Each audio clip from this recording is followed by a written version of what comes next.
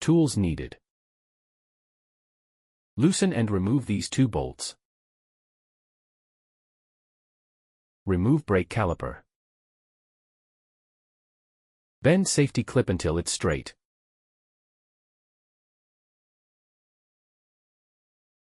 Remove safety clip. Remove brake pads. Prepare new brake pads.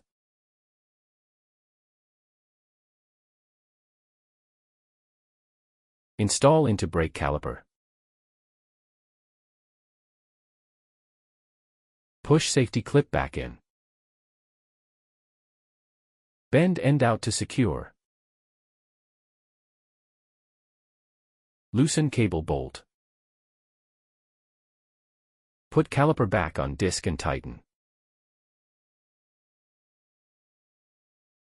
Test brake and adjust as needed.